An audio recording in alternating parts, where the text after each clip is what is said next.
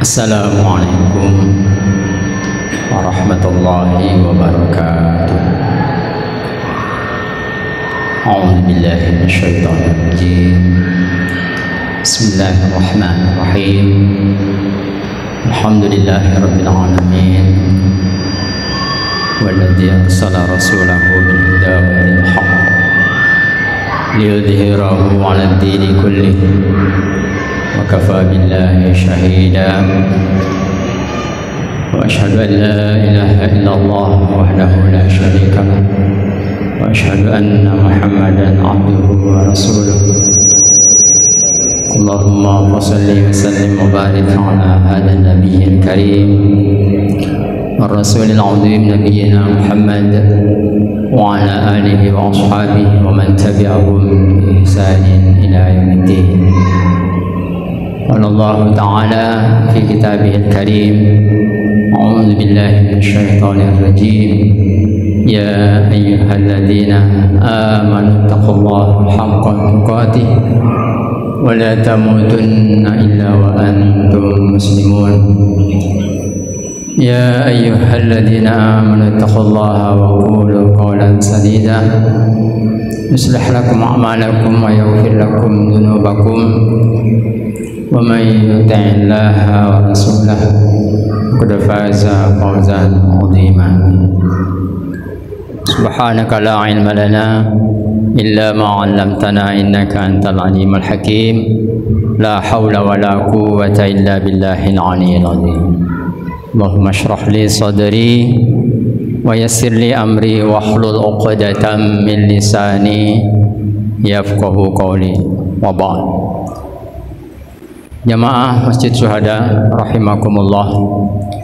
Pertama-tama marilah kita sama-sama menjadikan puja dan puji serta syukur kehadirat Allah Subhanahu wa taala yang mana hingga detik ini kita masih diberikan nikmat karunia berupa kesehatan serta kesempatan untuk kembali berhadir di rumah Allah untuk melaksanakan sholat maghrib berjamaah, dan insya Allah akan kita lanjut dengan sholat isya berjamaah seperti biasa.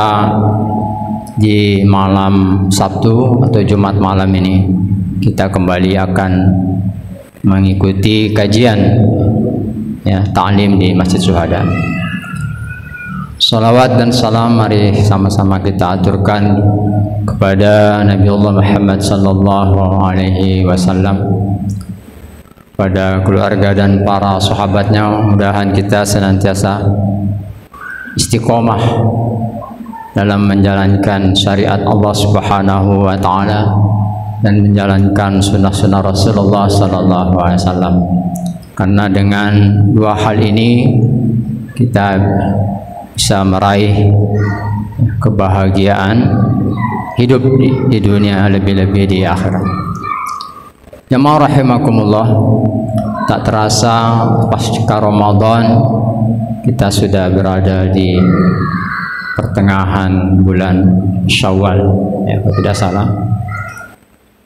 Untuk yang kedua pertemuan pada malam hari ini setelah Ramadan, kembali kita mengisi tausiah di malam Sabtu. Tadi kami diberi amanah melalui WA Group agar mengisi jadwal malam hari ini.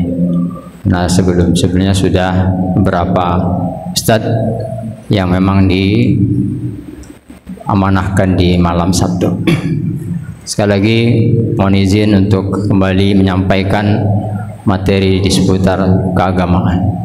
Seperti biasa kami diamanahi menyampaikan materi seputar hadis secara umum dalam berbagai hal. Jamaah rahimakumullah, bahwasanya sumber-sumber ilmu pengetahuan agama khususnya, di samping kita mendapatkan dari kitabullah Al-Quranul Karim, juga dari hadis-hadis Rasulullah sallallahu alaihi wasallam, juga kita tidak menafikan keberadaan asar atau ungkapan tausiah, nasihat-nasihat para sahabat Rasulullah sallallahu alaihi wasallam, para tabi'in, bahkan para alim ulama sebagai warasatul anbiya. Tentunya ulama yang betul-betul amanah, karena Rasulullah sallallahu alaihi wasallam mensinyalir itu ulama penerus beliau itu ada dua tipe, ada ulama su dan ada ulama khair, ada ulama yang jahat dan ada yang baik. Nah, tentunya kita mencoba mengambil pelajaran dari ulama-ulama yang betul-betul menyampaikan pesan-pesan Rasulullah sallallahu alaihi wasallam. Jamaah rahimakumullah, terkait dengan hadis, ya, bahwasanya hadis terbagi beberapa tingkatan kesahihan, bahkan ada yang membagi berbagai macam. Ada hadis sahih, ada hadis dhaif, bahkan ada mengatakan hadis maudhu', hadis palsu. Kalau kita lihat beberapa kitab, ya, terutama kitab-kitab yang memang hanya memasukkan hadis secara keseluruhan, tidak menyeleksi, ya, sebagaimana beberapa hadis sahih, tapi ternyata isinya juga kita bisa jadikan pelajaran. Salah satu kitab yang mungkin sering kita baca atau mendengarkan isi-isinya, yaitu ada kitab yang populer diajarkan di pondok-pondok pesantren, yaitu nama kitabnya Durratun Nasihin. Kalau kita baca beberapa tema-tema yang ada dalam kitab tersebut, di samping tentunya mungkin ada hadis-hadis sahih, ternyata tidak sedikit juga dicantumkan hadis-hadis dhaif, hadis-hadis lemah. Tapi intinya ada pelajaran di situ. Makanya dalam pemahaman kita tidak serta-merta menolak atau menafikan hadis-hadis yang sifatnya dhaif, ya, termasuk yang palsu, selama ada pesan-pesan positif, selama tidak dijadikan landasan dalam hal dalam persoalan akidah atau keyakinan, begitu juga dalam praktik agama. Tapi kalau hanya seputar motivasi dalam melakukan kebaikan, ulama membolehkan, selama tidak menisbahkan kepada Rasulullah sallallahu alaihi wasallam. Ini mungkin catatan yang harus kita perhatikan, kita para mubalik, para dai. Tidak ada salahnya menyampaikan, karena tidak semua hadis-hadis Nabi sallallahu alaihi wasallam yang bisa kita dapatkan dari kitab-kitab, sementara ada keluar dari ucapan-ucapan yang penuh hikmah di beberapa sahabat Rasulullah maupun di para ulama-ulama yang memang mengkaji ilmu agama ini. Jamaah rahimakumullah, suatu saat Imam Asy'ari, ya, pencetus organisasi NU Nahdlatul Ulama, itu menyampaikan kepada pengikutnya, ya,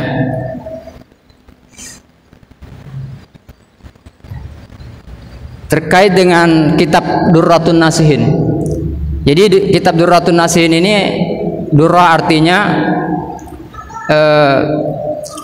mutiara para juru selamat, ya, itu makna kitab itu. Durratun Nasihin, ya, mutiara para juru nasihat, ya maaf, yang mana dalam muqaddimah kitab itu disebutkan sekilas riwayat hidup pengarangnya. Siapa pengarangnya? Pengarang kitab tersebut adalah Syekh Utsman bin Hasan bin Ahmad Syakir Al-Khawbawi, ya, yang hidup pada tahun 1224 Masehi. Beliau merupakan seorang ulama yang hidup pada abad ke-18 Hijriah, yang kemudian menetap di sebuah kota besar yang disebut dengan Konstantinopel di Istanbul, Turki. Jamaah rahimakumullah, secara garis besar kitab Durratun Nasihin berisikan tentang nasihat disampaikan dalam bentuk pengajaran. Nah, sementara itu pengarang sangat memahami ini kenapa menyusun kitab ini, latar belakang kitab itu disusun, bahwasanya pengarang tersebut Syekh Utsman sangat memahami kondisi masyarakat saat itu, haus dengan nasihat, ya, makanya kitab tersebut disenangi atau disukai oleh para pelajar dan guru di kalangan masyarakat pada saat itu, sehingga menjadi sumber atau referensi keagamaan saat itu. Nah, akan tetapi nasihat itu tidak teratur. Itu kalau lihat gambaran kitab itu, sebagaimana susunan Al-Quran maupun hadis-hadis Rasulullah SAW secara khusus. Nah, melihat kenyataan ini, tergugahlah hati Utsman untuk menulis nasihat dan memperbaiki kesalahan-kesalahannya dengan mohon pertolongan kepada Allah. Jadi kitab ini lahir atas perenungan-perenungan yang mendalam, walaupun di situ ada yang mengkritisi hadis tersebut, mengatakan ini hadisnya hadis lemah. Nah, di sisi lain ada ulama yang melakukan kritisi dan penilaian terhadap hadis-hadis yang tercantum dalam kitab tersebut. Ya, salah satunya yang sudah kita sebutkan tadi, yaitu Kiai Haji Hashim Asy'ari, ya, pendiri pesantren organisasi NU Nahdlatul Ulama saat itu. Ini sedikit sejarahnya terkait dengan kitab tersebut.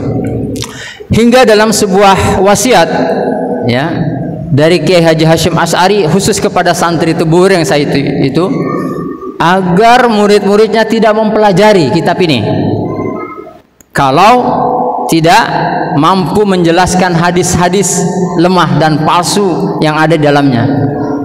Nah, ini satu sikap daripada ulama yang pernah belajar di Mekah bersama Kiai Haji Ahmad Dahlan, karena dia satu guru, ya, satu guru.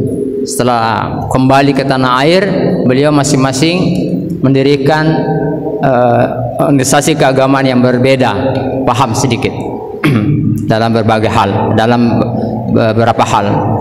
Jamaah rahimakumullah. Jadi tidak ada salahnya kita menyampaikan selama itu ada pesan-pesan positif kebaikan yang bisa diambil pelajaran.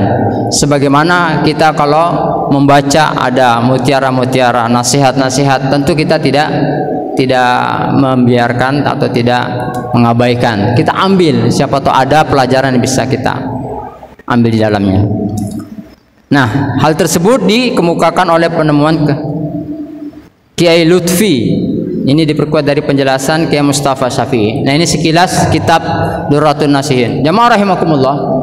Dalam kitab tersebut ada sebuah hadis yang tadi lagi-lagi hadis ini dianggap lemah, ya, oleh sebagian kritikus hadis. Hadis ini sering disampaikan di bulan Ramadan. Kalau tidak salah beberapa tahun yang silam ada beberapa dai kita menyampaikan, kalau tidak salah di subuh hari. Nah, ini kalau kita melihat hadis ini ternyata tidak berada di kitab Sahih Muslim, ya, tidak berada di kitab-kitab Sahih, yaitu ungkapan yang berbunyi,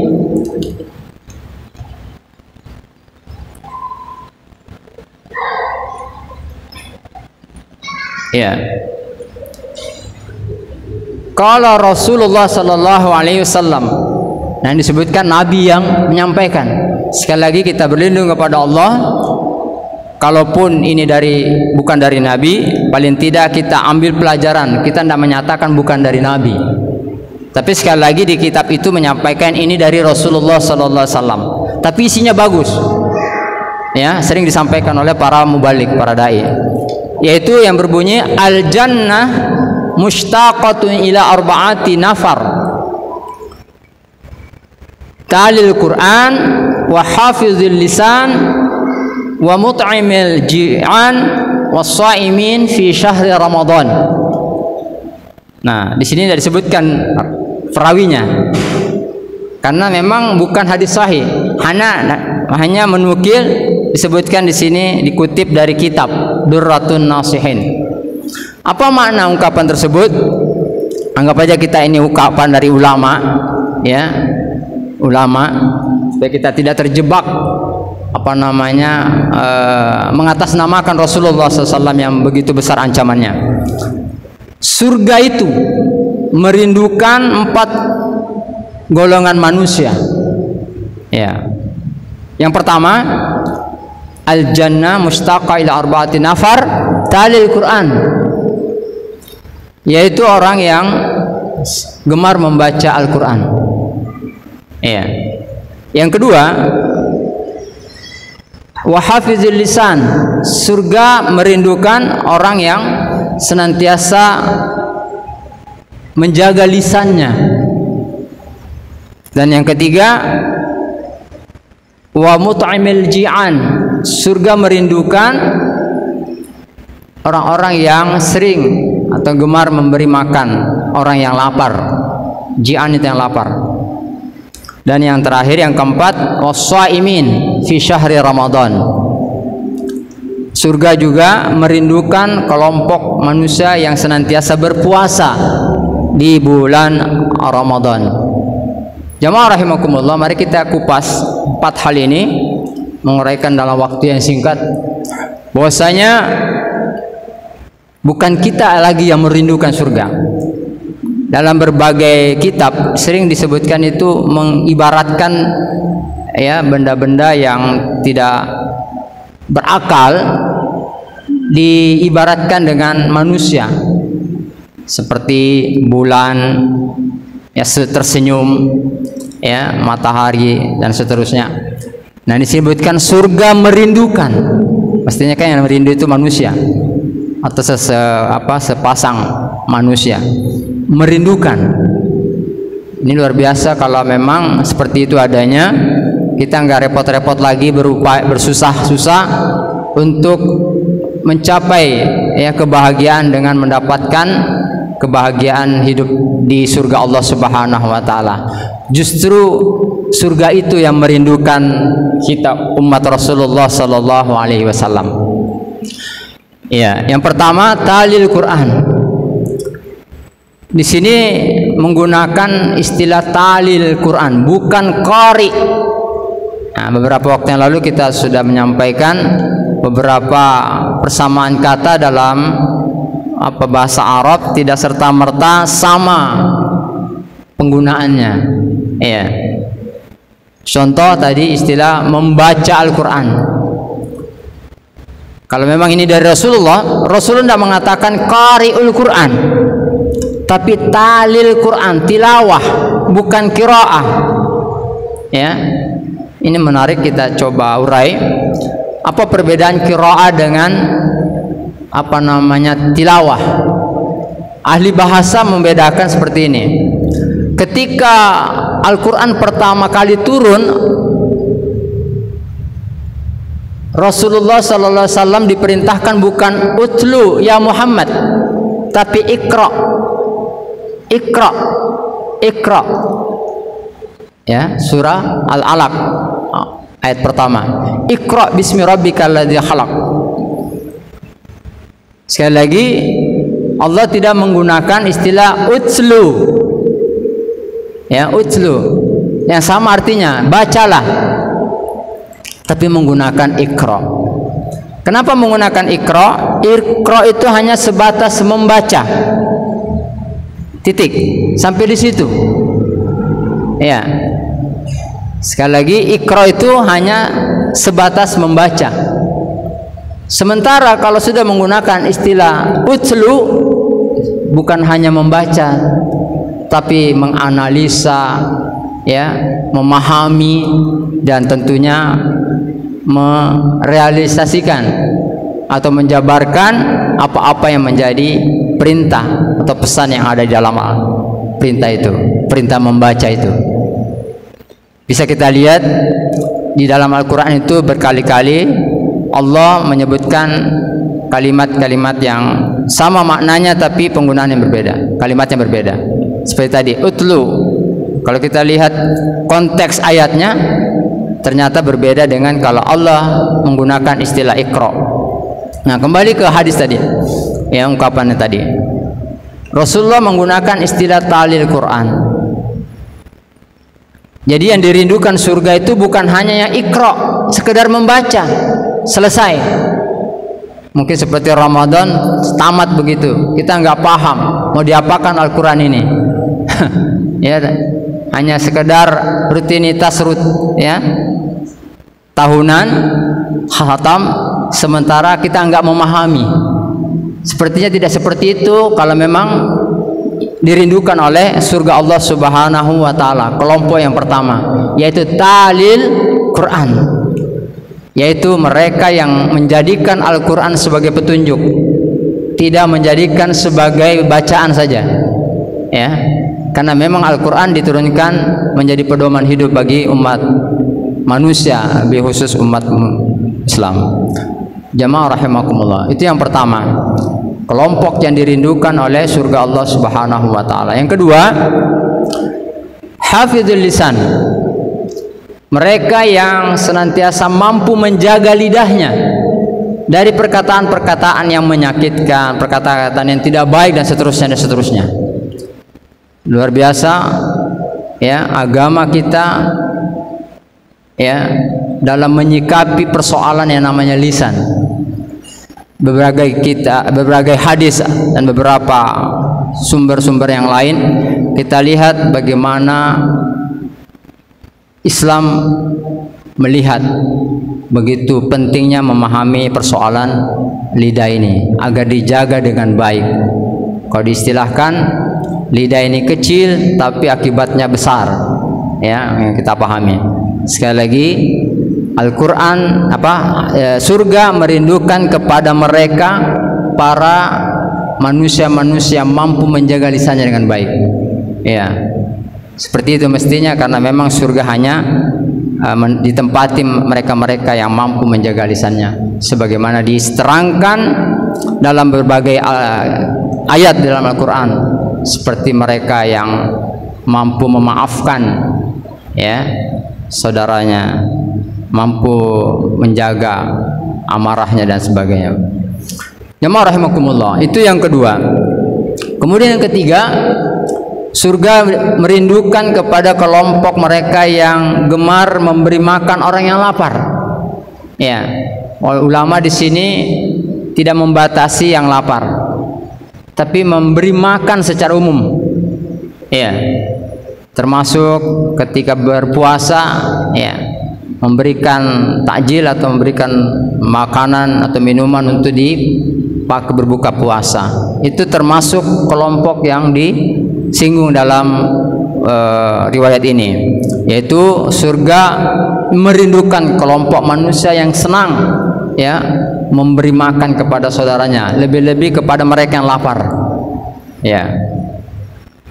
Dan yang terakhir, surga tentunya juga merindukan kepada kelompok orang yang senantiasa menjaga ibadah puasanya dengan baik. Sekali lagi, tidak sebatas berpuasa, sebagaimana tadi tidak sebatas membaca Al-Quran, tapi juga berpuasa sesuai dengan dimaksudkan oleh Allah dan Rasulnya, yaitu puasa yang dapat menghasilkan manusia-manusia yang merubah karakter yang tidak baik menjadi baik, yang sudah baik menjadi lebih baik, yang dengan kata lain manusia-manusia yang bertakwa kepada Allah Subhanahu wa taala. Sehingga dalam sebuah riwayat bahwasanya ada satu nama surga hanya diperuntukkan bagi mereka yang gemar melaksanakan ibadah puasa, baik ibadah puasa sunnah maupun ibadah puasa fardu atau puasa wajib, yaitu yang namanya surga dengan nama pintunya Ar-Rayyan. Ya. Nah, jadi sekali lagi jamaah rahimakumullah, walaupun ini hadisnya lemah, bahkan ada yang mengatakan hadisnya ini palsu, tapi ada pelajaran, isinya benar, isinya bagus. Ya, walaupun periwayatan atau sanad, rangkaian atau silsilah yang menyampaikan kepada matan atau teks hadis itu dipertanyakan, ya, dipertanyakan kesahihannya, karena memang hadis itu terbagi tiga, ada namanya sanad, ya, rantai hubungan hadis ke perawinya dengan matan atau teks hadisnya. Kemudian ada rawinya yang meriwayatkan dan ada matanya, ada teks hadisnya. Nah, di sini yang menarik yang kita bahas adalah isi, ya, atau teks atau naskah hadis yang ada di dalam 4 hal yang disebutkan yang kita baru bahas. Jamaah rahimakumullah, dari 4 kelompok, ya, sebagai kesimpulan, dari 4 kelompok manusia yang dirindukan oleh surga, kalau kita menganalisa, ternyata 4 hal ini mereka yang sudah mampu menjaga hablum minallah dan hablum minan nasnya dengan baik, hubungan dengan Allah baik, dan juga hubungan kepada sesama manusia, atau dengan kata lain kepedulian sesama manusia itu terjalin dengan baik. Kalau kita lihat yang pertama yang dirindukan surga adalah mereka yang talil Quran, itu yang menjalin hubungan dengan Allah dengan baik, senantiasa berkomunikasi dengan Allah, ya, siang malam dengan membaca kitabnya. Berarti hubungan dengan Allah Subhanahu wa taala berjalan dengan baik dengan membaca Al-Qur'anul Karim. Kemudian yang kedua, wahafizul lisan, mereka yang senantiasa mampu menjaga lisannya. Ini adalah mereka yang mampu menjaga hablum minan nasnya, menjaga betul jangan sampai saudaranya tersakiti hatinya dengan perkataannya yang melukai. Hablum minan nas. Dan yang ketiga, wa mut'imul ji'an, mereka yang gemar makan, memberi makan, baik yang nggak lapar maupun yang lapar, tentunya sangat membutuhkan, dia melakukan itu demi mengharap ridha Allah Subhanahu wa taala. Dan yang ketiga ini adalah terjalin dengan baik hubungannya dengan manusia. Dan yang terakhir yaitu was-shaim fi syahri Ramadan, dia terjalin hubungannya dengan Allah karena melaksanakan perintah Allah yang ada dalam surah Al-Baqarah, yaitu perintah berpuasa, yang mana sesungguhnya puasa itu untuk dirinya juga, bukan untuk Allah Subhanahu wa taala, sebagaimana ibadah-ibadah yang lain, baik puasa, sholat, membaca Al-Quran, bukan untuk Allah, karena Allah sudah maha sempurna. Itu kita lakukan semua manfaatnya untuk diri kita sebagai hamba ya, memang yang membutuhkannya. Jadi 4 hal ini itu adalah dari ungkapan ini, itu realisasi dari firman Allah Subhanahu wa taala, duribat alaihimud dillatu aynama tukifu illa bihablim minallah wa hablim minan nas. Kalau mau hidup bahagia dunia lebih-lebih akhirat, kata Allah apa? Kita tidak ditimpa kehinaan selama hidup di dunia manakala kita mampu menjaga hablum minallah, dan yang kedua menjaga hablum minan nas. Kalau kita melihat beberapa riwayat, ternyata manusia masuk surga bukan karena ibadah mahdonya berjalan dengan baik, ya, tapi apa? Karena hubungan dengan manusianya cukup terjalin dengan baik. Ya, kalau kita melihat beberapa riwayat itu dijelaskan betapa pentingnya menjaga hubungan sesama manusia dengan baik.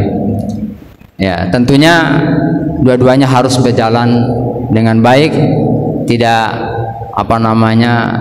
hanya satu aspek yang kita utamakan, hablum minan nasnya saja, atau sebaliknya hablum minallahnya saja. Jemaah yang dirahmati Allah Subhanahu wa taala, ini 4 hal yang bisa kami sampaikan, mudah-mudahan bisa menjadi bahan renungan bagi kita untuk bisa istiqomah ya dalam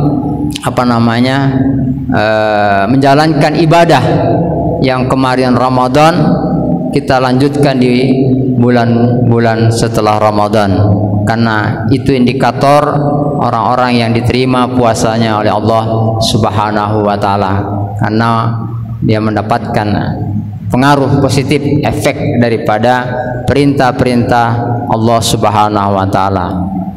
Mungkin ini yang dapat kami sampaikan, mudah-mudahan ada manfaatnya. Mohon maaf atas segala kekurangan.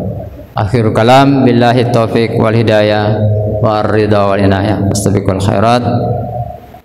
Dan Allah wa yakum ajma'in. Assalamualaikum warahmatullahi wabarakatuh.